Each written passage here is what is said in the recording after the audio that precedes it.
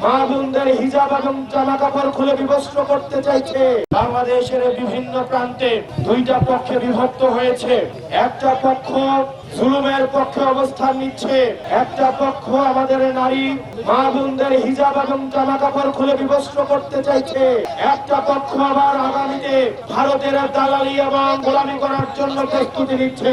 একটা পক্ষ যারা বাংলাদেশের ভূমি থেকে, বাংলাদেশের গণমানুষ থেকে যুগের পর যুগ বিচ্ছিন্ন থাকার কারণে তারা বাংলাদেশের মানুষের প্রয়োজন, বাংলাদেশের মানুষের চাহিদা, বাংলাদেশের মানুষের আকাঙ্ক্ষা থেকে তারা যোগ যোগ এবং শত শত মাইল দূরে থেকে তারা বাংলাদেশের মানুষের আকাঙ্ক্ষাকে আর ধারণ করে না, বাংলাদেশের মানুষের প্রত্যাশাকে ধারণ করে না, বাংলাদেশের মানুষের চাওয়াকে ধারণ করে না। সেজন্য বাংলাদেশের মানুষের আকাঙ্ক্ষার বিরুদ্ধে গিয়ে নেতা উপরে হায়ের পক্ষে অবস্থান নেয়, কিন্তু কর্মীরা গোপনে ন্যায়ের পক্ষে অবস্থান নিচ্ছে।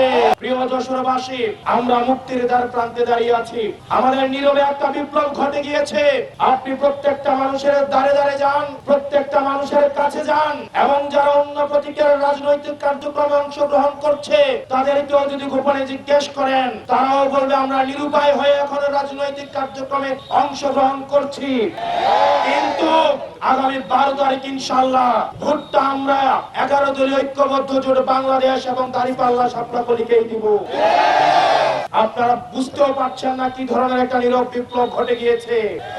আপনারা কৃষক, কামার, শ্রমিক, মজুর, ব্যবসায়ীদের আর্তনাদ, তারা নীরবে নিভৃত, তারা আর্তনাদ করছে, তারা ভয়ে রয়েছে। যদি অশুভ কালো শক্তি, এই চাঁদাবাজ, টেন্ডারবাজ আবার যদি আসে, ব্যবসায়ের পরিবেশ বিঘ্নিত হবে, আবার চাঁদা দিয়ে তাদের আবার স্বাভাবিক জীবন যাপন করতে হবে। সেজন্য তারা চাঁদার থেকে নিস্তার চায়। আপনাদের সেজন্য প্রত্যেকটা মানুষের কাছে যেতে হবে, প্রত্যেকটা মানুষের দ্বারে দ্বারে যেতে হবে। মনে রাখতে হবে প্রার্থীর কাছে কিন্তু ভোট নাই, ভোট হচ্ছে জনগণের কাছে।